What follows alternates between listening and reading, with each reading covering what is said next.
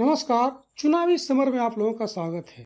सत्ता में आने के बाद कई राजनीतिक पार्टियां अपने पार्टी के सांसदों और विधायकों पर लगे गंभीर अपराध वाले मुकदमों को वापस ले लेती है, जिसकी वजह से ऐसे नेताओं का अहंकार और ज्यादा बढ़ जाता है।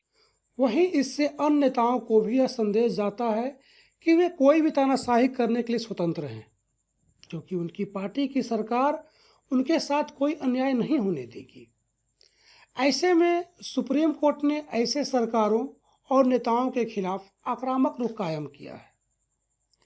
आपको बता दें कि सुप्रीम कोर्ट ने सख्त शब्दों में फैसला सुनाया है कि अब राज्य सरकारें सांसदों या विधायकों पर चल रहे क्रिमिनल केस वापस नहीं ले सकेंगी। इसके लिए संबंधित राज्य के हाई कोर्ट की मंजूरी जरूरी होगी। सुप्रीम कोर्ट ने बड़ा आदेश देते हुए कहा कि एमएलए और एमपी के खिलाफ पेंडिंग क्रिमिनल केस को हाई कोर्ट की इजाजत के बगैर वापस नहीं लिया जाएगा।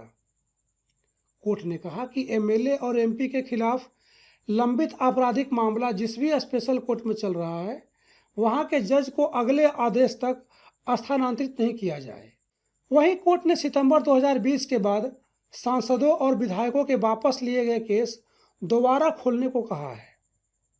इसके साथ ही कोर्ट ने यह भी कहा कि सभी हाईकोर्ट के रजिस्ट्रार जनरल अपने चीफ जस्टिस को सांसद और विधायक के खिलाफ लंबित निपटारे की जानकारी दें तथा सीबीआई कोर्ट और अन्य कोर्ट सांसदों और विधायकों के खिलाफ लंबित मामलों की सुनवाई जारी रखें।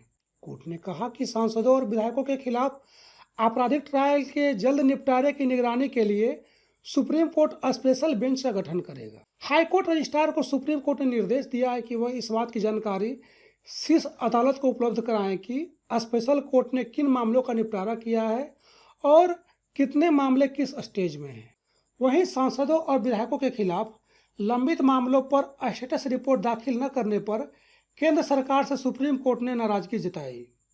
सीजेआई एनवी रमना ने कहा कि हमने शुरू में ही केंद्र को आगाह किया था कि वो सांसदों और विधायकों से संबंधित लंबित मामलों में गंभीर हों, लेकिन केंद्र सरकार की ओर से कुछ नहीं हुआ, कोई प्रगति नहीं हुई।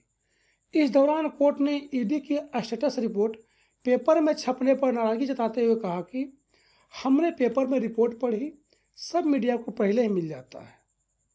उन्होंने कहा कि एजेंसी अदालत तो कुछ नहीं देती, ईडी के हलफनामा भी फॉर्मेट में नहीं है और इसमें सिर्फ आरोपियों की सूची है। अंत में सुप्रीम कोर्ट ने सीबीआई के स्टेटस रिपोर्ट दाखिल करने के लिए आखिरी मौका दिया। कोर्ट ने 2 हफ्ते के समय के भीतर रिपोर्ट दाखिल करने को कहा है। इस तरह सुप्रीम कोर्ट ने केंद्र के साथ साथ सभी राज्य सरकारों को सख्त संदेश देते हुए कहा है कि सांसदों और विधायकों पर लगे गंभीर अपराधों को कोर्ट की मर्जी के बिना वापस नहीं लिया जाए। धन्यवाद।